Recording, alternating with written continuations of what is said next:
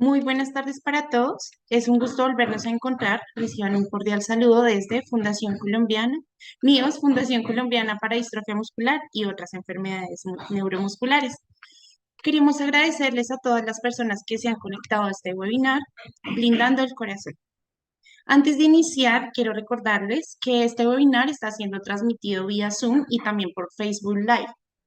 En los últimos 10 minutos de la charla, se activará el chat de nuestro Zoom y en Facebook Live en la cajita inferior para que puedan dejar sus inquietudes o preguntas y de esta forma nuestra conferencista al finalizar la charla nos pueda despejar de sus inquietudes. Quiero darle la bienvenida a la doctora Paulina Gamboa, quien será nuestra conferencista este día. La doctora es psicóloga de la Universidad Piloto de Colombia con magíster en formación en psicología clínica y de la salud. Bienvenida, doctora Paulina. Lorena, buenas tardes, muchas gracias, ¿cómo están?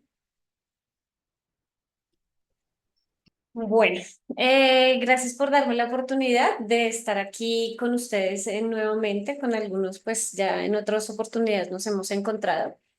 Y bueno, no obstante, no menos importante, este será un espacio donde trabajaremos temas asociados a situaciones de la cotidianidad que nos pueden ir de pronto generando ruido en nuestro diario vivir. Bueno, entonces vamos a empezar. Voy a compartir por acá pantalla.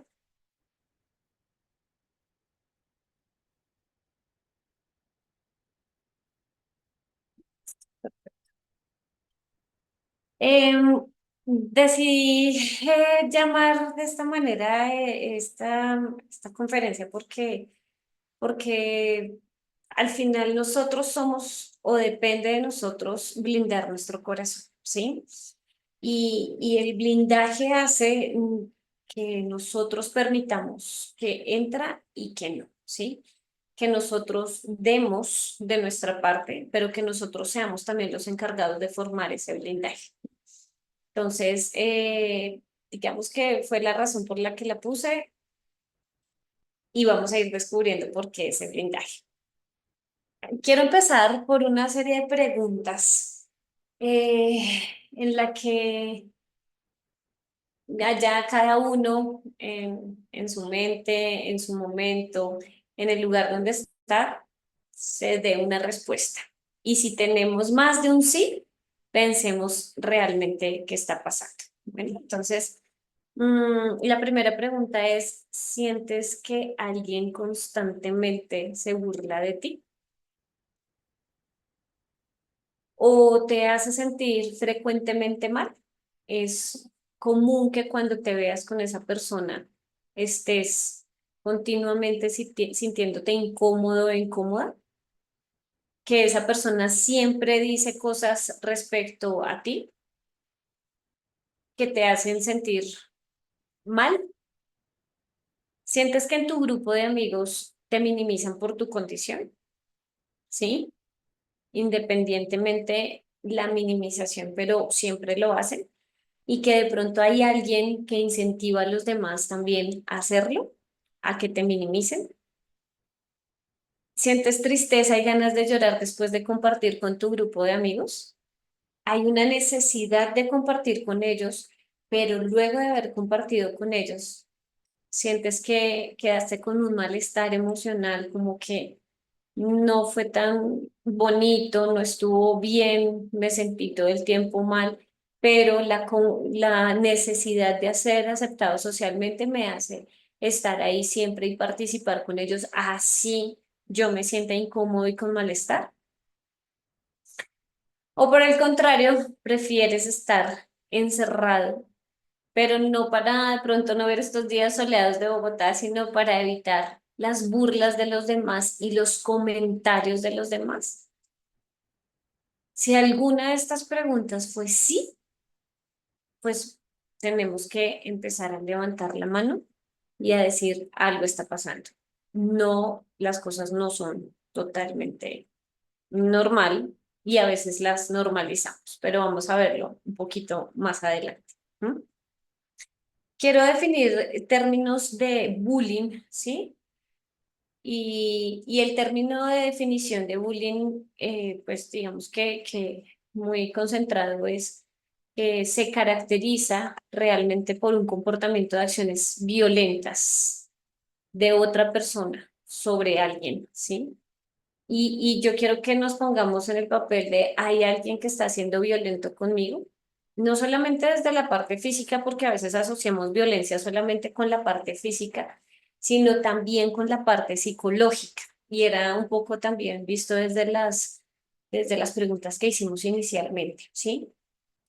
Cuando hay una desigualdad entre esa persona que me violenta o entre ese agresor y yo, que soy la víctima del violentado y la intencionalidad del agresor de hacer daño, ¿sí? Ese es como el término de bullying, porque uno piensa que solamente hay bullying. No, eso, el bullying solamente se da en los colegios. No, realmente no. Se da en el diario vivir, en la cotidianidad, se da entre los miembros de la familia, se da entre los miembros de la sociedad, los amigos del barrio. Entonces, este es digamos que un concepto general del que podemos hablar acerca del bullying, ¿no? Pero quiero que hablemos aquí de los dos papeles, porque a veces pues como que nos concentramos mucho en uno de los dos roles en donde hay bullying, pero pues analicemos de pronto desde los dos roles qué es lo que pasa, ¿no? Cuando he analizado casos de bullying, he tenido los dos roles, tanto la víctima como el victimario. Y soy consciente de que los dos roles necesitan ayuda, pero hay un tema importante con el victimario y ya se los voy a decir por qué. ¿No? ¿Qué tiene el victimario? Acciones repetidas y continuadas en el tiempo, ¿sí? Entonces, todo el tiempo y incluso podría durar años en la que sienten un placer por hacerle daño a su víctima, ¿sí? Y siempre eligen a la misma persona. Pero como la víctima suele ser como muy permisivo en ese aspecto, entonces la acción suele ser repetida y continua, ¿sí? A veces empieza por una broma y termina siendo algo muy específico. ¿Sí? Termina siendo algo muy concentrado y termina formando un malestar bastante grande, no solamente en el victimario, en la víctima, sino en muchas personas que hay alrededor, ¿sí? Y eso también es importante de analizar. La víctima difícilmente puede evadir la situación. Entonces, digamos que el victimario siempre busca un lugar y busca un momento en donde la víctima es más vulnerable para poder actuar, para poder hacer esas acciones repetidas que nombrábamos anteriormente, ¿sí? La misma palabra continuamente, el victimario siente que hay una frase, hay un momento, hay una situación donde su víctima se siente mal y ahí es donde empieza a trabajar continuamente, ahí es donde empieza a reincidir, ¿sí? Y utiliza también factores del entorno para trabajar más en esa agresión. ¿Qué pasa? Que es tan fuerte que la víctima se siente como encerrada, ¿sí? Por ejemplo, cuando hay un grupo de amigos y empiezan a hablar de un tema específico, ¿sí? Una condición física específica, ¿sí? Y entonces la víctima calla, ¿sí? Empieza a sentirse vulnerado y la vulnerabilidad se ve solamente en el rostro, ¿sí? En la expresión facial. Y ahí es donde empieza a crecer, ¿sí? Y la víctima se siente tan encerrada que uno ya no puede salir, uno ya ni siquiera como intentando chapucear puede salir del momento donde está, ni puede evadir la situación. Y ahí es donde toma más control el agresor o el victimario, ¿no?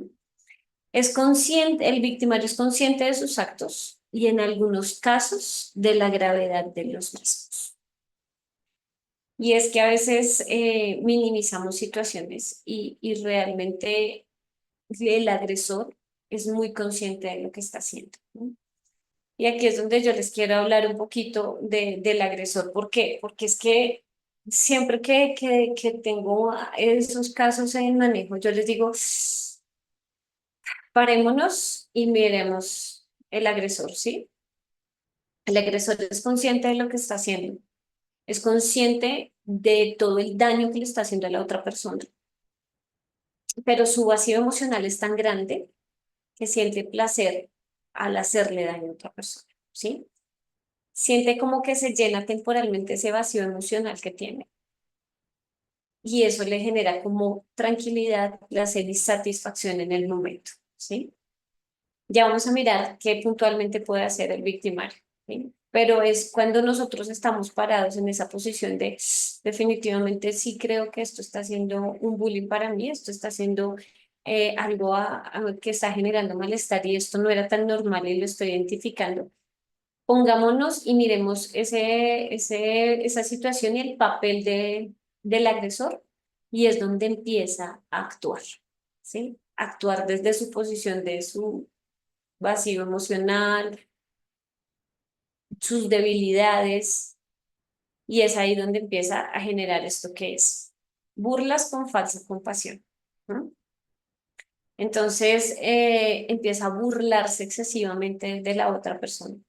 Puse unas imágenes ahí como muy concretas porque realmente es lo que pasa, ¿sí? Ahora, el entorno es importante, ¿por qué? Porque el entorno también está medido en gran manera por el victimario, ¿sí?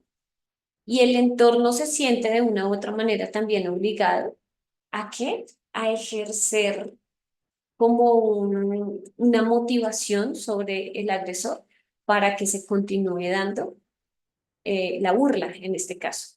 Con falsa compasión, sí, porque a veces, no sé si han escuchado continuamente, uy, esa persona es pasivo-agresiva, ¿sí? Como que dice algo y tiene una agresión fuerte, pero como que no, muchas veces no hay necesidad de ni siquiera levantar la voz, ni siquiera de decir una grosería, aunque las groserías están incluidas, pero ni siquiera es eso, es tener una falsa compasión simplemente por generar un poco de morbo, un poco de burla, de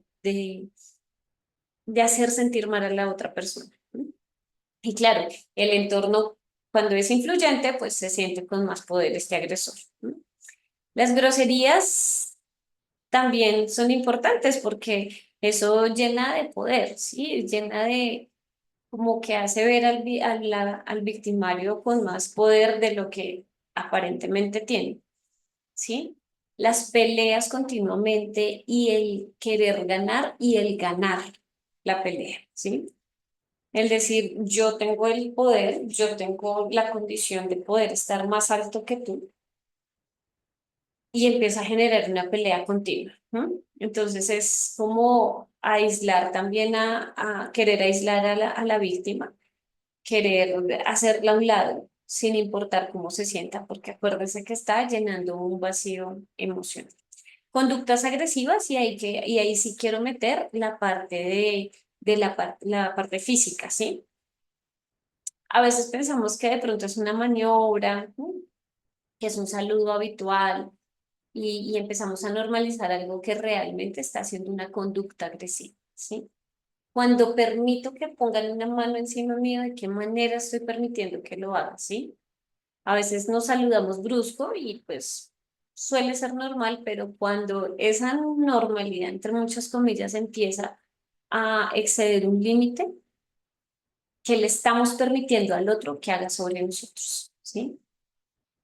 El victimario somete, entonces tiene un punto de liderazgo dentro del grupo social, académico, bueno, como lo quieran llamar, y empieza a someter a las personas. ¿Cómo las somete? Obligándolas a hacer eso. Ni siquiera dándole la oportunidad de hablar ni de opinar, sino usted hace esto, usted hace lo otro, y aquí se hacen las cosas como yo diga. ¿No?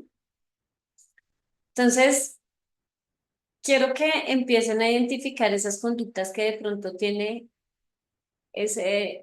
una persona alrededor suyo, esa persona que realmente como que uno genera también un apego ansioso por ellos y uno como que empieza a mirar, yo necesito la aprobación porque al someter a la persona y con todo lo que ya hemos hablado del victimario, lo que hace el victimario es que se abre la posibilidad a los demás para que sientan la necesidad de que él esté presente.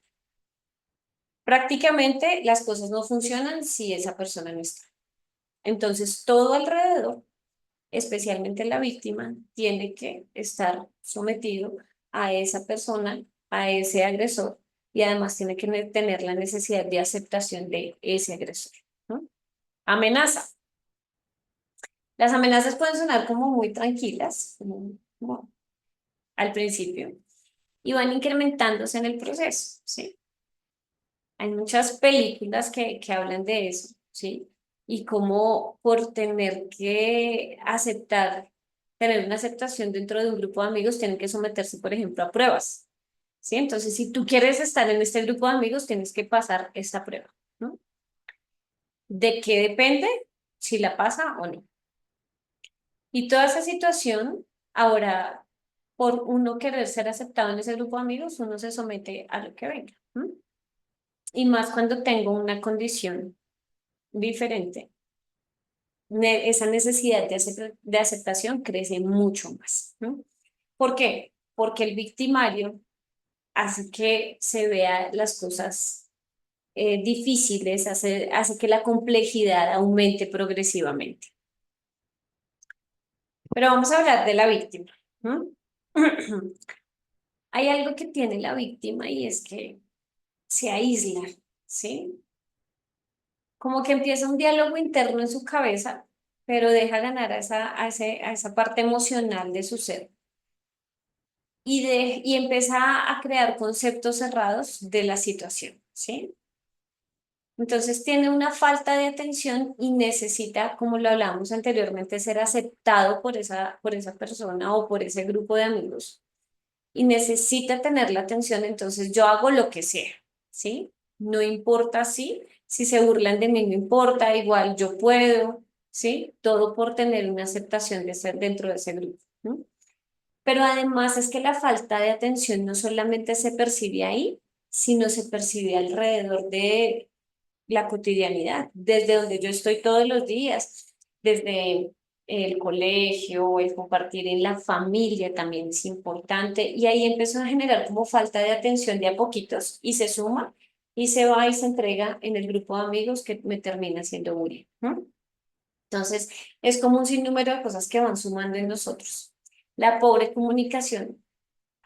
Hay una frase que dice que la mejor palabra es la que no se dice, pero eso tiene su exceso y su defecto. O sea, sí, la comunicación tiene que ser asertiva, pero la pobre comunicación simplemente está disminuida al 200%. ¿Qué pasa cuando está tan disminuida?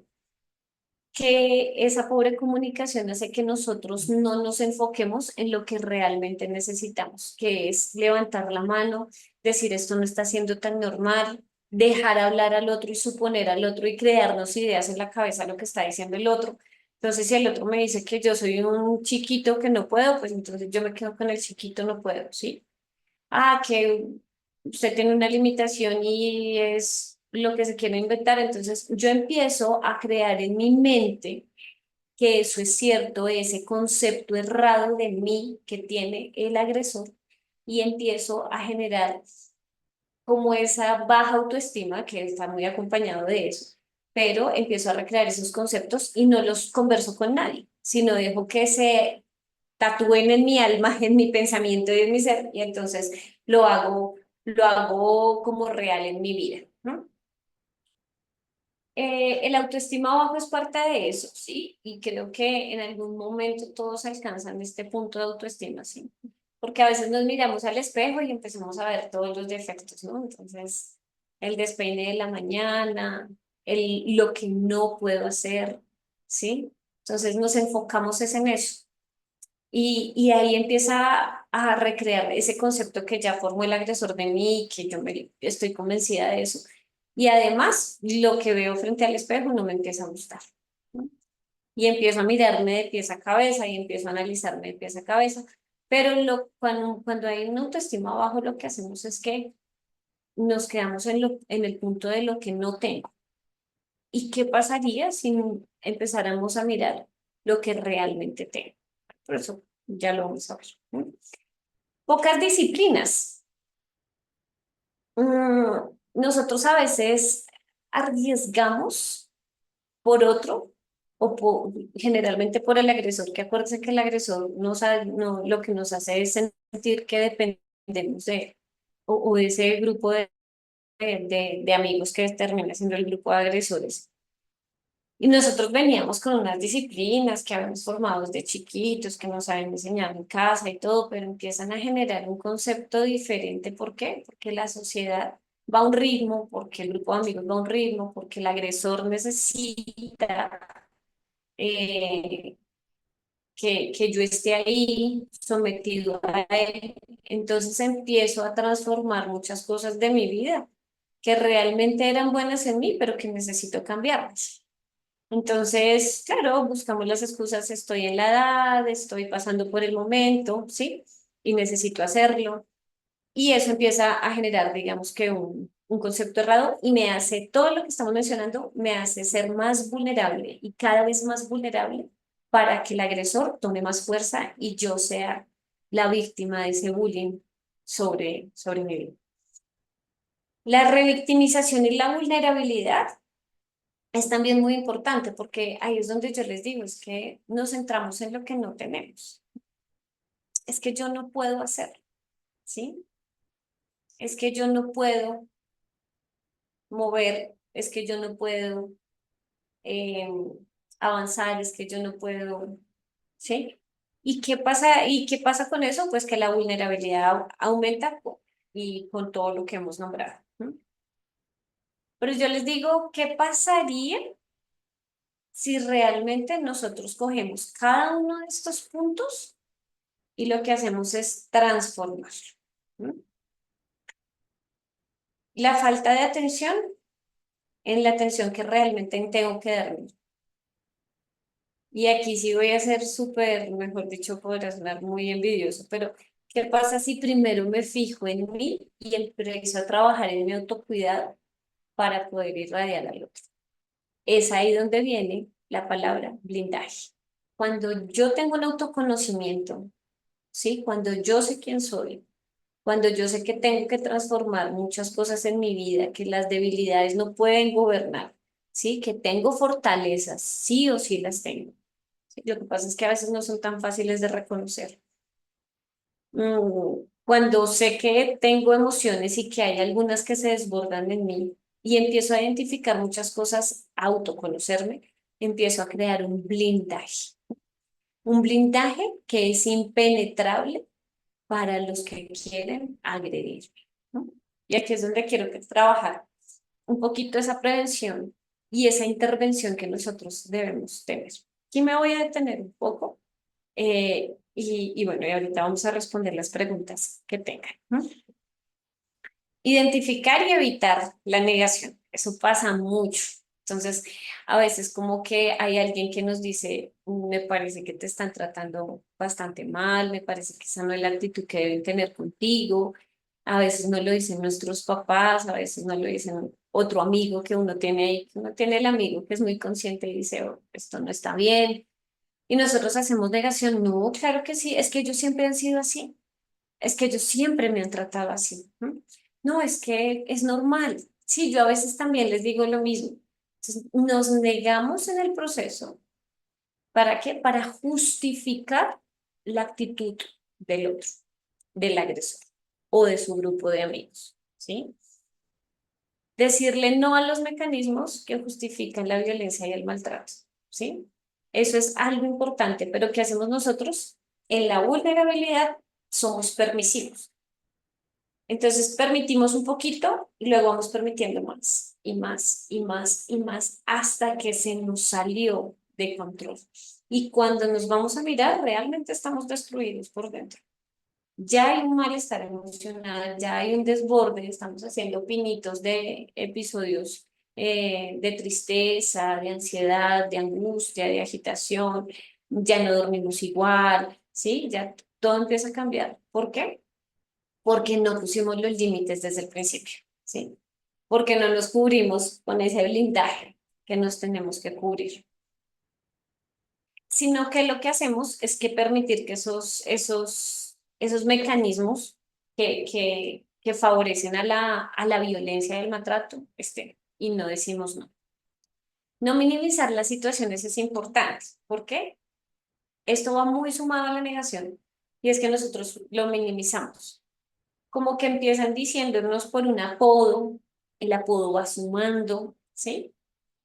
A veces nosotros nos burlamos de nosotros mismos como para darle, ah, como para darle aceptación a lo que están haciendo en el grupo de amigos o darle aceptación al agresor. Eso también es minimizar la situación, darle poder al otro y generar más malestar en él, ¿no?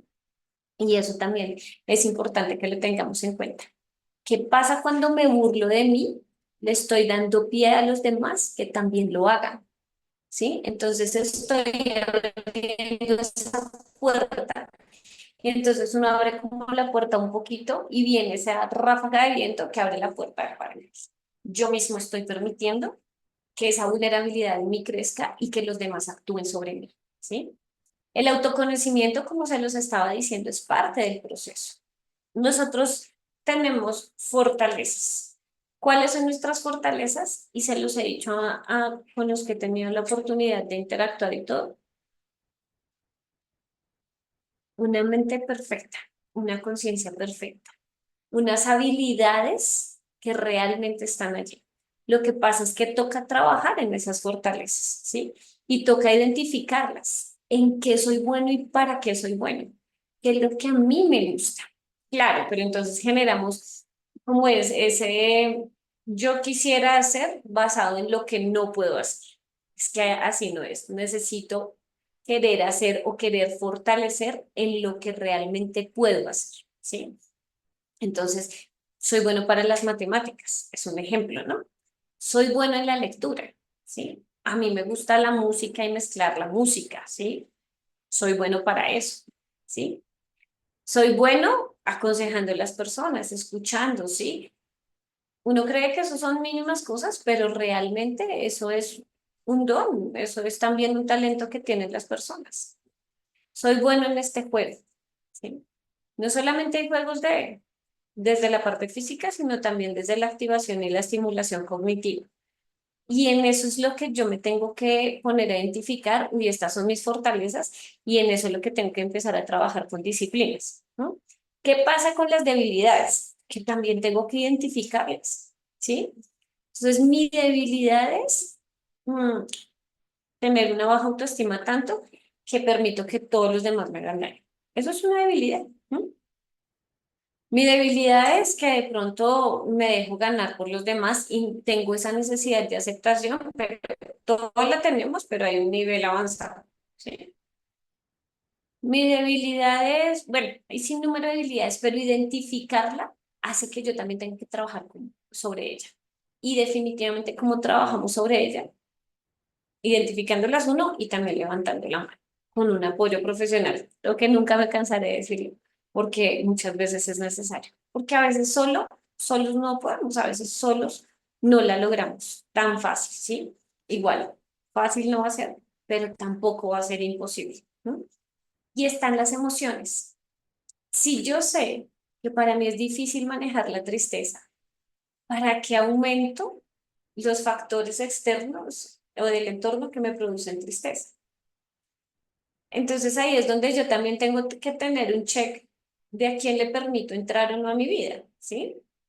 Y ese blindaje hace que yo diga, ah, bueno, tú vas a entrar en mi vida para generarme bienestar, bienvenido. Ahí es donde el blindaje le permite entrar, o sea, como que si abrimos ese pedacito y puede entrar. Pero si tú estás en mi vida para generar un malestar, activación del blindaje y no puedes entrar. ¿Por qué? Porque yo no voy a permitir que alguien venga a generarme daño, ¿no? Claro, el victimario va a tener que trabajar y va a tener que buscar ayuda profesional y va a tener que hacerlo, ¿sí? Pero realmente nosotros tenemos que trabajar en nuestra posición de, de qué manera me cuido para cuidar a los demás, ¿no? Y yo siempre se los he dicho con los que he tenido la oportunidad de hablar, conozcámonos un poquito, ¿sí? Y si yo sé que la alegría es un fuerte, es una emoción como que llevo y es un fuerte en mí, pues entonces trabajemos también en eso, ¿no? La regulación emocional está dada para que nosotros también pongamos sobre la mesa y trabajemos con ella.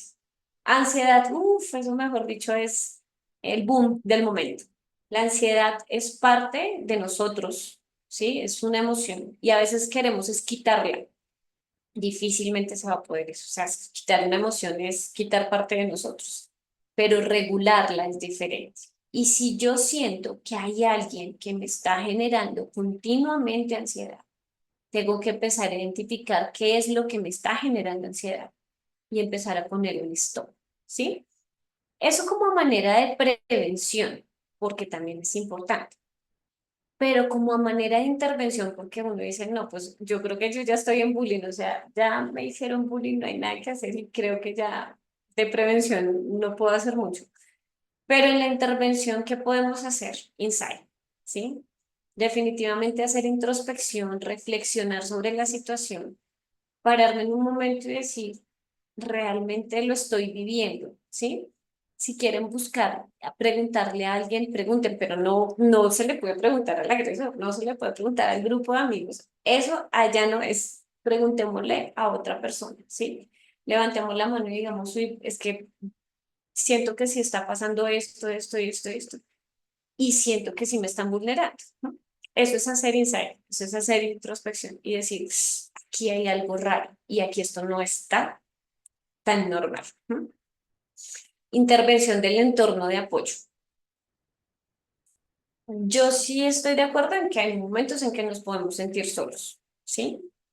Pero una cosa es ese momento en que nos podemos sentir solos y pensar en que si realmente estamos solos o si queremos estar solos. Porque cuando nos ponemos a mirar alrededor, no estamos solos. Hay mucha gente que nos quiere ayudar. Lo que pasa es que a veces buscamos que nos ayuden los que no deben de estar, pero hay muchos alrededor que nos pueden ayudar. Y le decía yo a alguien en algún momento, ¿quién es tu factor ayuda? ¿Quién crees? O sea, hablándolo razonalmente, me dijo mi mamá. Le dije, ah, bueno, y acudimos a ella cuando realmente sentimos que necesitamos estar acompañados, sí, que necesitamos estar, que nos limpien las lágrimas, que nos ayude, que nos apapachen. No, yo busco esa otra persona. Entonces, necesitamos identificar cuál es nuestro entorno y cuál es nuestra red de apoyo. Allá es donde tenemos que llegar, ¿sí? Allá es donde nosotros tenemos que decir que cuando levanto la mano, esa persona dice, aquí estoy. Solos no estamos y a veces cuando no podemos de pronto activar toda una red de apoyo, con activar una persona, estoy segura que esa persona va a ayudar a activar al resto de personas que o de red que necesitan estar a nuestro lado, ¿sí? El acompañamiento es indispensable, entonces a veces aislarnos hace que nos hagamos a un ladito y nos quedemos, yo le digo así, encerrados en nuestros propios pensamientos. Y cuando nuestros pensamientos están en caos, pues no hay nada que hacer, ¿sí? Pero en cambio, cuando nosotros damos esa oportunidad a que nos acompañen, a que identifiquen cosas en nosotros, entonces ahí es cuando empezamos a trabajar y permitimos que haya alguien trabajando también por nosotros y que nos ayude y que nos diga, mira, podemos hacer esto, vamos a trabajar en esto. Esto es un proceso, esto es un tiempo, ¿sí? No es que hoy nos acostemos y mañana nos levantemos otros, sino que es algo trabajado en el tiempo. Yo les digo, si en lo que hemos hablado se ha sentido identificado con algo, aunque sea mínimo, es un LED prendido, ¿sí? Y cuando a nosotros se nos prende un LED, es porque algo no está tan bien. Entonces, a la manera más coloquial, pongámosle cuidado, ¿sí? Y empecemos a levantar la mano porque la salud mental está siendo atropellada y no queremos que sea solamente llegar al punto de curar, sino también de prevenir. Y eso es muy importante. Y en eso también se basa pues todo el proceso en que nos empiezan. A veces sufrimos de bullying desde chiquitos, 7 años, 8 años, pero como que lo normalizamos tanto que tenemos 14 15 y pues eso como que ya es normal y no pasa nada, ¿no? Entonces, sí es importante que empecemos a identificar. Si se ha sentido identificado con algo de lo que hemos hablado, entonces ya sabe, de prendido y a poner mucha atención. Siempre soy partidaria de las frases, a mí personalmente me encantan las frases, porque como que yo me identifico mucho con ellas. Y, y bueno, no obstante, voy a dejar una frase y es que al escribir la historia de tu vida, no dejes que nadie más sostenga el lápiz, ¿no? De pronto hay una limitación física, sí, pero no hay una limitación cognitiva. Nosotros somos los pilotos de nuestra vida, de nuestro avión, ¿sí? Los capitanes de nuestro barco. Somos nosotros los que estamos escribiendo nuestra historia, que no se va a comparar a ninguna otra, ¿sí? Por más de que sea hermano, mamá, papá, todos tenemos una historia diferente, pero nosotros mismos tenemos que escribirla, ¿sí? Y al escribir nuestra historia, nosotros somos dueños de ese lápiz. Cuando nosotros le prestamos el lápiz a alguien más, ese alguien más empieza a escribir por nosotros, basados en las emociones de ese alguien más, en la situación de ese alguien más, en la experiencia de ese alguien más, y ya perdemos la originalidad de lo que es nuestra historia. Entonces, me gusta dejar esas frases porque es con lo que uno se identifica y empieza a trabajar a partir de ahí. Cada vez que yo preparo de pronto una charla o algo, yo me voy a analizar muchas frases y cuando hago match con una, yo digo, esta es, ¿sí? Esta fue con la que me identifiqué y espero que pueda quedar grabado en la mente de cada uno de ustedes. Así que no presten su lápiz, el lápiz que escribe su historia y es momento de empezar a trabajar. Ahora sí, no sé si Lorena estás por ahí. Sí, aquí estoy. Gracias, doctora Paulina. Bueno, nos llegaron por Facebook Live algunas preguntas. Tenemos la siguiente, dice, doctora, mi hijo ha sufrido rechazo por parte de una docente. No lo deja participar en las actividades culturales del colegio. ¿Cómo puedo manejar esto? Uf, súper importante. Desafortunadamente, los adultos, eh, hablemoslos en términos de colegio específicamente, los adultos como el nivel docencia, psicoorientación, rectoría y bueno, digamos que el área jerárquica que se maneja en los colegios, tenemos un nivel de autoridad sobre los alumnos, ¿sí? Entonces eso a veces nos da, ¿para qué? Para que nosotros seamos partidarios de hacer ese bullying. Si está pasando esto, yo se lo voy a decir así, empecemos a escalar el caso, ¿sí? Entonces en el colegio hay psicoorientación y es necesario escalar el caso, ¿sí? Tengo que contar experiencias y me pasó con una paciente que tengo y ella sufría de bullying y los profesores no fueron partidarios del bullying, pero sí minimizaron la situación. Entonces empezamos a escalar el caso hasta que el caso llegó a rectoría, ¿sí? Hasta donde tenga que escalar el caso, ¿por qué? Porque es que el entorno tiene que darse para hacer bienestar para el niño y no malestar. Entonces, claro, eso sí se los voy a decir sinceramente y es que nosotros no podemos irnos al rector. Como mamá me encantaría irme hasta el rector, ¿sí? De una vez eso escalemos, no, pasémonos el resto, pero empezamos a escalar el caso y no dejemos que el tiempo sea el que mida la situación, sino bueno, vamos a psicoorientación, está pasando esta situación, yo necesito que la empiecen a abordar, que hablen con la profesora, que hablen con mi hijo porque mi hijo se está sintiendo así y puede que empiecen a decir, no, es que eso es el niño, o sea, sí, pero entonces empecemos a valorar la situación, no, y qué pasa y hacer el seguimiento, o sea, como mamá yo puedo hacer el seguimiento del caso en el colegio. ¿Sí? Entonces, bueno, ¿qué pasó con esto? Y darle tiempo también, porque no podemos extendernos entonces, y se llegó Semana Santa, y se llegó las vacaciones de mitad de año, y se llegó fin de año, y seguimos, y el niño sí recurrentemente está en el proceso, ¿sí? Entonces, mi recomendación es escalemos el caso, empecemos con psicoorientación, hay un coordinador de convivencia, ¿sí? Hay un comité dentro de los colegios donde hace parte un alumno, un representante de los alumnos, un representante de los profesores, hasta donde nosotros tenemos que llegar. Así toca activar a la misma rectoría para que empiece a hacer seguimiento del caso, ¿sí? Obviamente van a pedir acompañamiento y eso también es necesario, pero sí empezamos a ponerle stop a la situación. Entonces, me imagino que ahorita él va a entrar a estudiar y empezar a indagar cómo le está yendo y empezar a escalar el caso, pero no lo dejemos pasar.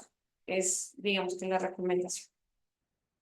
Gracias, doctora. Tenemos otra pregunta. Los niños del colegio no quieren jugar con mi hijo por su dificultad para caminar. ¿Cómo le puedo ayudar?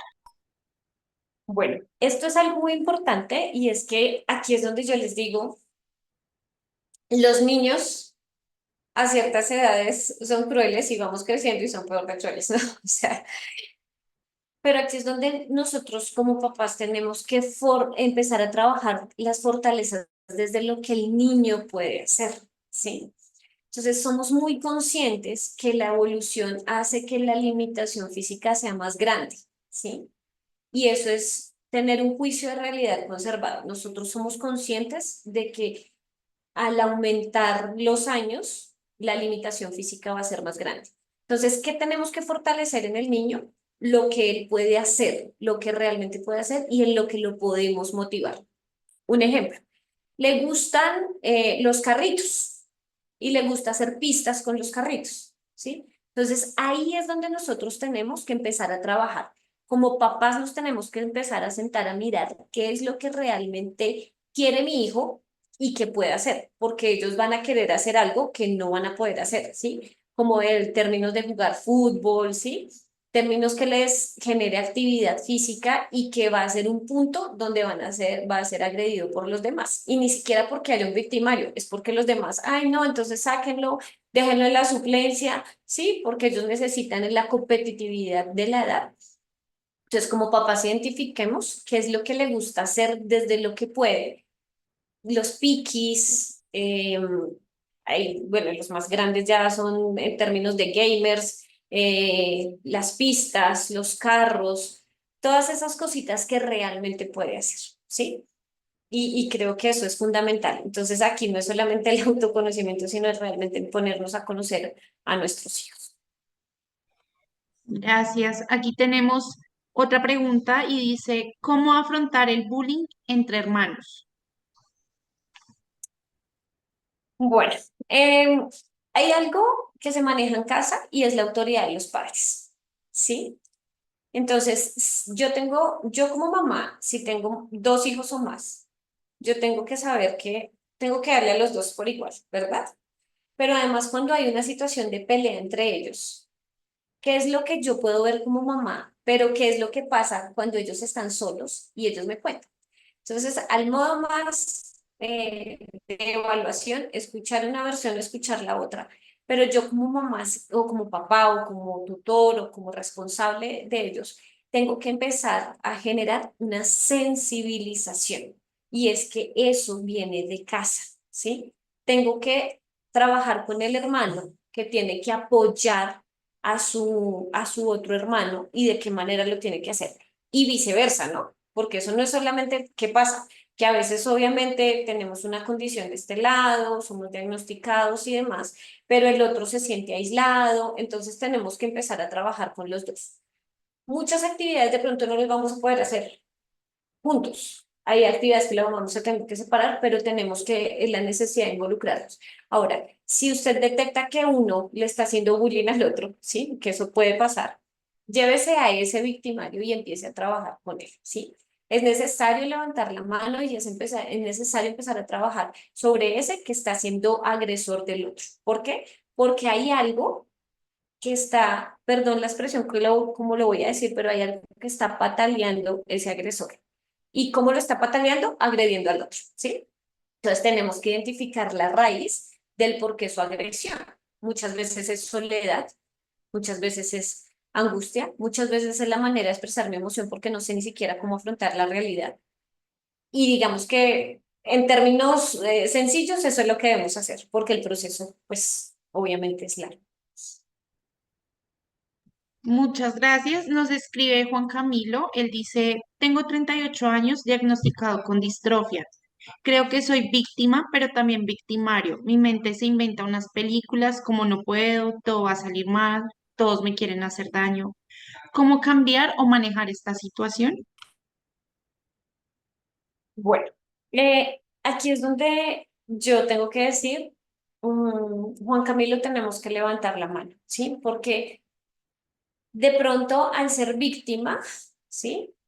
Está creando un caos, un vacío y una irregulación emocional. Y como tú lo llenas, es agrediendo a otro. Entonces, como que aquí soy víctima, aquí soy victimario. Y de esa manera estoy generando un equilibrio que realmente no me va a llevar no me va a llevar a ningún lado. Y lo que me va a hacer es generar más malestar. Yo sí te voy a decir es que parte del autoconocimiento y de identificarlo, creo que lo estás identificando y eso ya es un primer paso, ¿sí? Pero entonces toca empezar a trabajar sobre las causas de la situación. Definitivamente levantar la mano y recibir un apoyo y una guía profesional es necesario porque es la manera en que vamos a crear las herramientas para afrontar la situación, tanto de un lado como del otro, ¿sí? Y empezar a generar límites. Es importante limitarse y empezar a decir, bueno, aquí tengo que poner un límite porque estoy dejando que me vulneren, pero aquí también tengo que poner un límite porque estoy vulnerando. Acuérdate que el agresor es consciente de lo que está haciendo. Entonces, creo que buscar ayuda es necesario porque hay que generar herramientas de afrontamiento y es, pues, indiscutible.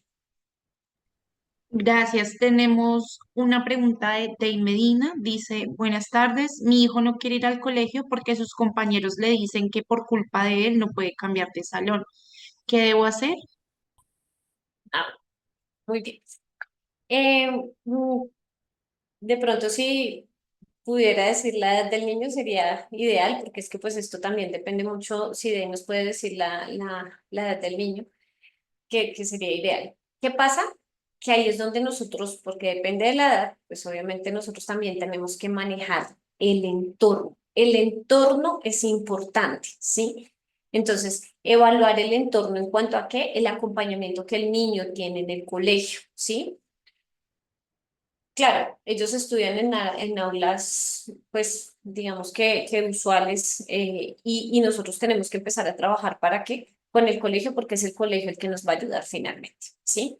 Pero en el niño, ¿qué tenemos que hacer? Y es empezar a trabajar en el autoestima. Acuérdense de las fortalezas, ¿sí? Porque nos quedamos en lo que no puede hacer. Ah, por ti no nos podemos cambiar de salón. ¿Cuál es la raíz del por qué no se pueden cambiar de salón? Que porque de pronto está en el primer piso, me dice que tiene 15 años. Bueno, esto sí ya es un poco, digamos que está pasando otra como etapa de la vida. Entonces hay que hablar mucho con el niño. ¿Por qué? Porque definitivamente, pues sí, el salón me imagino que tiene que estar en el primer piso, que tiene que no contar al colegio con una rampa, entonces tiene que dejarlos en el primer piso. Pero sí es necesario también hablar con los profesores. ¿Por qué? Y se los he dicho, yo he trabajado con las psicoorientadoras de los colegios, es necesario que en el colegio tengan un abordaje hacia los alumnos que están alrededor de tu hijo, ¿sí? Y exigir eso no está de más, ni tampoco es una prohibición, pero sí es necesario. ¿Por qué? Porque hay que crear algo que se llama sensibilización y humanización en el entorno de tu hijo. Es necesario empezar a luchar por eso, pero también en tu hijo es necesario empezar a trabajar en el autoestima. Sí, está bien, no nos podemos subir del salón, pero igual, ¿cuál es la influencia? ¿Sí? Estar arriba o estar abajo, las evaluaciones van a ser igual. Estar arriba o estar abajo, los temas van a ser exactamente igual.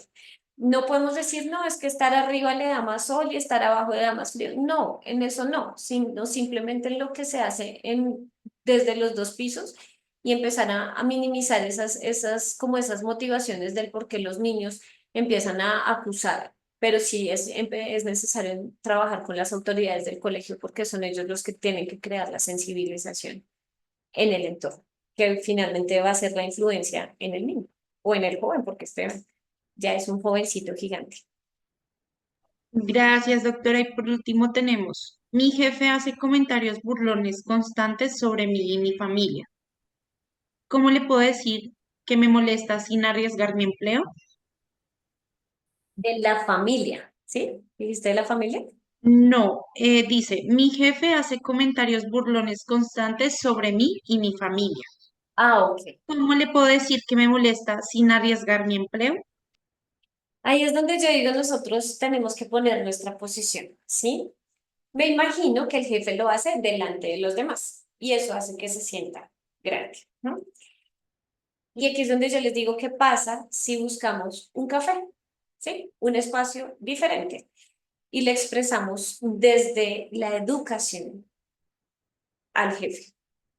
Entonces yo digo, mira, realmente me está incomodando y me gustaría que de pronto pudieras minimizar tus burlas frente a mí y frente a mi familia, porque realmente me está generando un malestar emocional. Listo, ya. ¿Qué pasa si nosotros vamos en medio de la emoción donde el jefe, pues que nos desbordamos, empezamos, es que usted me dijo, es que usted, y empezamos a agitarnos y empezamos a dejarnos llevar por la emoción?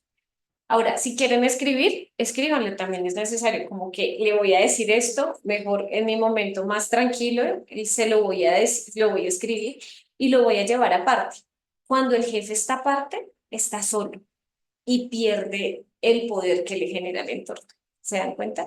Ahora, pues el jefe termina siendo agresor y eso no lo vamos a esconder, ni tampoco le vamos a poner otro nombre. ¿Mm? Pero ¿qué pasa si yo me lo llevo aparte y le digo, espera un momento, generar eso que somos los dos el mismo rol? No, respetando la autoridad. Y voy a decir algo que siempre lo digo, es que uno para decirle algo a otra persona debería exaltarle primero sus cualidades. Gracias por darme la oportunidad, gracias por estar presente, gracias por el apoyo, gracias pero. Y ahí es donde empezamos a decir, pero me gustaría. Entonces es como la persuasión verbal, pero se puede, claro. Muchas gracias, doctora Paulina. De esta forma, pues hemos llegado a la parte final de nuestro webinar. Queremos agradecer profundamente pues a la doctora Paulina por habernos acompañado en esta tarde y también a todos los participantes que se conectaron. Nos vemos en otra próxima ocasión. Muchas gracias a todos y que estén muy bien. Feliz tarde. Muchas gracias a ustedes. Lorena, muchas gracias por la compañía y gracias por el espacio. Claro Hasta que luego. sí. Hasta luego.